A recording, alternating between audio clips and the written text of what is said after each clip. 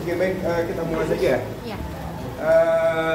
Sekarang sebelum pembelajaran, kalian lihat dulu di samping kiri kanan untuk melihat kebersihannya. Kalau ada sampah silakan ambil buang ke tempatnya. Ya. Silakan dicek dulu. Aman? Ada tuh di belakang tuh bekas permen, bekas Fahri kayak. Kamu nggak ada tempat duduk? Nggak ada tempat duduk? Jadi duduklah. Duduk dulu. Nah, kalau sudah bersih, silakan duduk di tempatnya masing-masing ya. Jangan digodain. Kamu sudah menggodain. Hanya bintang digoda-godain. Oke. Ya. Baik. Kalau sudah di tempat duduk masing-masing, coba yang pakai sendal, pakai sepatu dulu. Nah, jangan kebiasaan ya. Aturan tetap aturan. Kenapa mesti ada aturan? Ini bukan sekedar aturan, karena ini menyiapkan kalian nanti. Kalau nanti kalian udah di masyarakat, kalian pasti harus taat aturan. Harus dibiasakan. Kalau kalian misalkan mau hidup sendiri juga pasti akan kena aturan. Misalkan kalian udahlah hidup sendiri aja, nggak usah ada aturan, pergi ke hutan. Di hutan ada aturan nggak? Ada lah. Apa aturan hutan? Yang kuat pasti yang menang. Ya kan? Atau aja harus ikutin aturan yang ada. Oke, sudah siap semua belajar? Oke, kalau sudah siap semuanya, bukunya dikeluarkan, catatannya dikeluarkan. Ya, nanti kita akan berdiskusi. Tetapi sebelum itu, silakan kita berdoa dulu. Silakan KM untuk memimpin berdoa.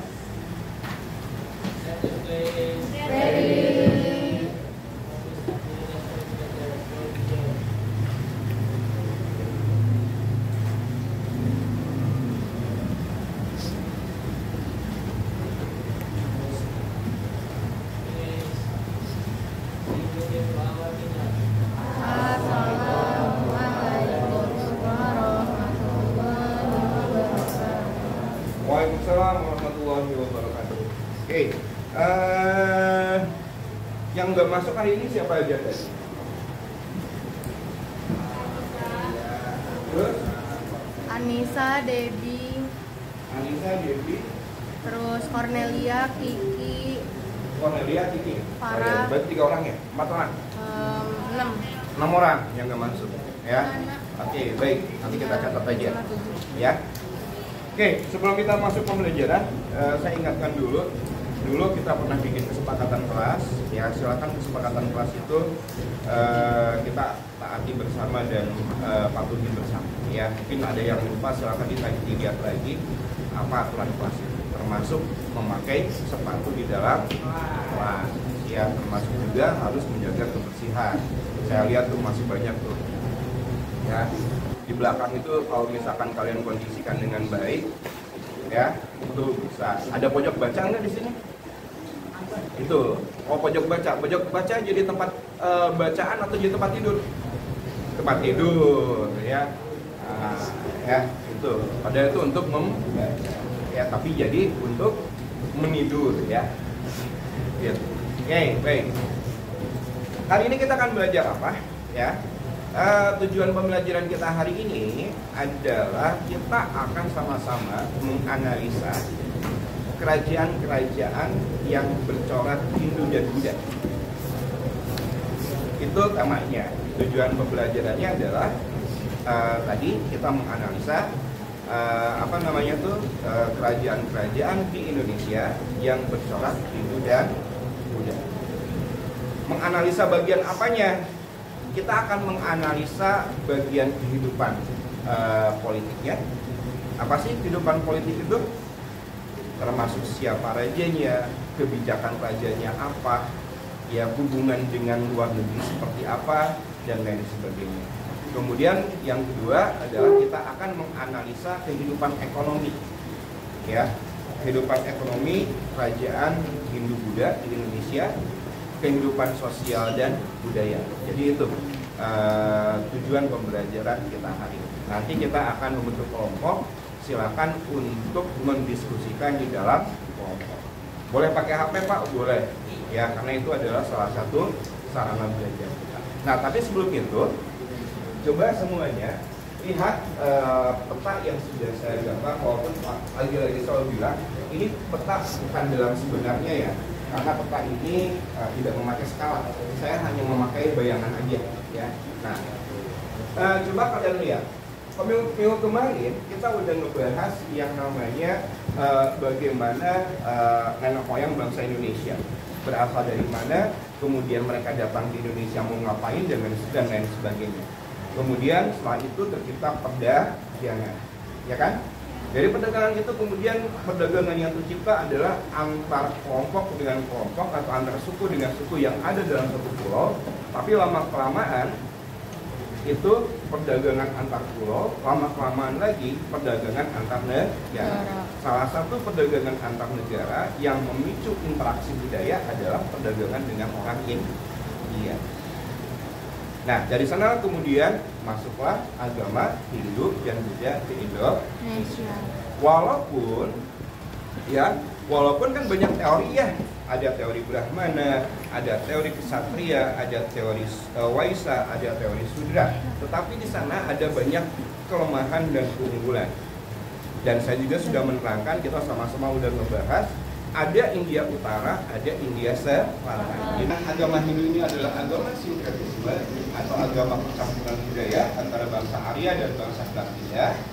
Akibatnya adalah pelaksanaan di daerah-daerah itu tergantung dari lokalitas budaya masyarakat daerah tersebut, ya, sehingga kemungkinan besar Hindu yang ada di Indonesia adalah berasal dari India Selatan, ya. Sekarang kita lihat, coba semuanya perhatikan ke depan. Ini adalah wilayah Indonesia, ya. Coba amati semuanya. Coba kalian lihat mana yang namanya selat. Mana aja? Ada yang bisa nunjukin nggak ke depan? Selat mana aja? Yuk, tunjukin. Pakai X. Ayo. Gak apa-apa, coba aja dulu. Gak apa-apa, disuruh. Satu aja nggak apa-apa. Coba, mana yang namanya selat? Oke, bagus. Mau lagi? Oh enggak, tegang dia. Ya, ada lagi? Mana yang bisa nunjukin selat? Oh enggak, selat itu apa? Selat itu apa? Bukan selatan. Selat itu apa? Laut yang memisahkan antara dua pulau. Laut kecil berarti. Ya. Coba, ada lagi enggak? Mana selat yang lain? Mana selat yang lain? Ada yang bisa nunjukin? Oke, kalau nggak ada, nggak apa-apa. Makasih ya. Nih, selat. Ya, ini juga selat, Mas. Ini juga selat. Ini juga selat. Ya, ini selat.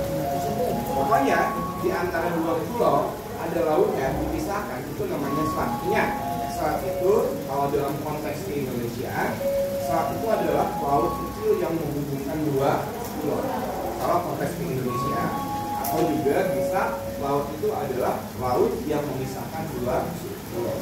Ya, nah, pernah kepikir nggak sama kalian, selat ini gunanya untuk apa?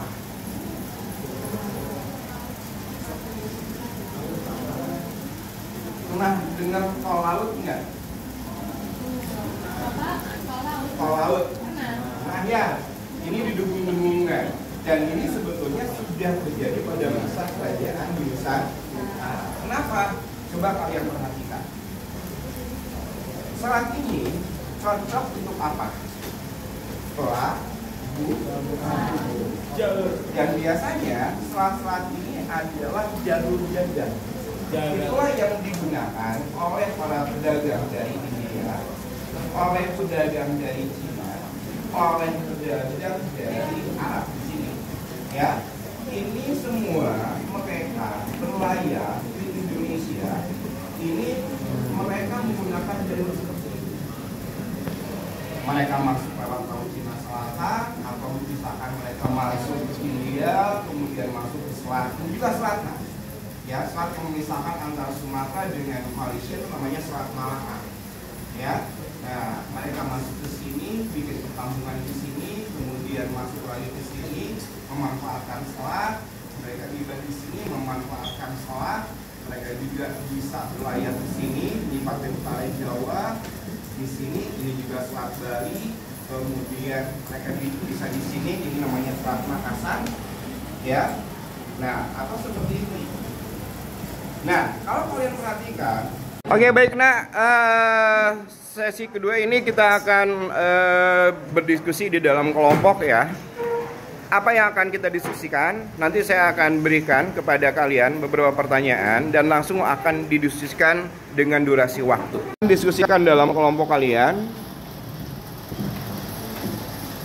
bagaimana kerajaan Kutai menggunakan kehidupan ekonominya dalam hubungan dengan negara yang lain. Ya, silakan lihat peta yang ada di depan. Nah, yang ini kan kerajaan Kutai. Kalian lihat kerajaan Kutai memanfaatkan apa untuk kehidupan ekonominya? Wah, langsung ini ya, silakan. Bisa jelasin di depan? Bisa lah. Ayo, nggak apa-apa. Ayo, bisa, nggak apa-apa. Salah sedikit, salah banyak nggak apa-apa. Ya, kita belajar. Ayo nak. Kutai menggunakan Selat Makassar untuk memanfaatkan Selat Makassar untuk berdagang. Berdagang. Coba kira-kira sama kamu dijelaskan perdagangannya melewati mana aja dan biasanya berdagang dengan mana aja. Oke, coba lihat. Ya, kayak Tiongkok di mana? X itu. Nah, itu. Oke, India mana? Nah, kira-kira sama kamu ya. Coba, kira-kira perdagangannya menggunakan selat apa aja? Selat Malaka. Terus ke Selat Sunda berkumpul di selat yang X itu? Itu tuh yang sebelah itu. Selat Sunda. Terus Makassarnya itu. Oke, jadi mereka memanfaatkan apa? Memanfaatkan selat atau jalur perdagangan. Oke, makasih. Apa yang bisa disimpulkan? Kerajaan Kutai, sektor ekonominya bertopang pada perdagangan. Ya, berarti kita sudah bisa menganalisa tuh. Satu tadi, kehidupan politiknya adalah konsep dewa dan raja. Ya, kemudian yang keduanya adalah kehidupan ekonominya memanfaatkan jalur perdagangan. Karena bagaimanapun kerajaan Kutai, dan ingat ya, kerajaan Kutai itu hidup sejaman dengan kerajaan Tarumanegara, sehingga mereka bekerja sama dengan kerajaan Tarumanegara untuk memulai perdagangan. Saya lupa ada prasasti di kerajaan Tarumanegara yang menyebutkan bahwa mereka berdagang dengan kerajaan Kutai.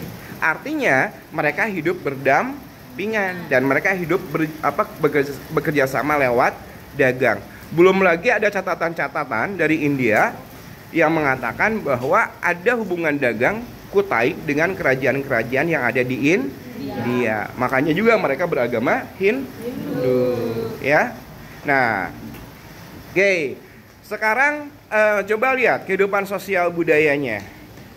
Kehidupan sosial budayanya tadi karena sudah berhubungan dengan orang India, maka kebudayaannya adalah kebudayaan Hindu atau Buddha? Hindu. Makanya kemudian ada berbagai macam upacara yang namanya salah satunya adalah upacara Priyatastoma. Apa upacara Priyatastoma? Coba dicari di handphone kalian, apa upacara Priyatastoma?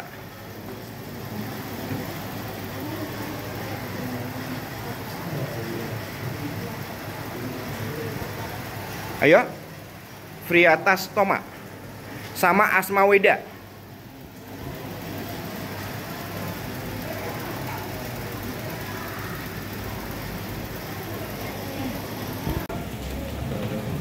Baiklah, kita tadi udah sama-sama belajar tentang bagaimana kerajaan tunai. Ya, ada yang bisa menyimpulkan apa pembelajaran kita hari ini? Silakan, satu orang aja. Ada yang bisa menyimpulkan? Ayo, boleh. Siapa? Ada yang bisa menyimpulkan? Oke, kamu aja, yuk. Ya, nggak apa, kamu aja. Oke, Kevin. Ya.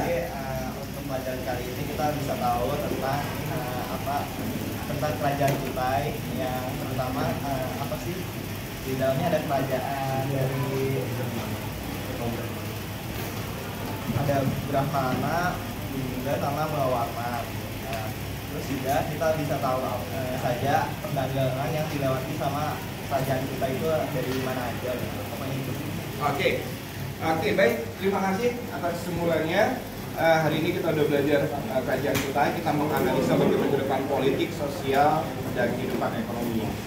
Ya, sebelum kita tutup pembelajaran kita hari ini, nanti saya akan kasih link berupa tugas untuk kalian untuk dikumpulkan minggu depan. Oke, terima kasih semuanya. Assalamualaikum warahmatullahi wabarakatuh.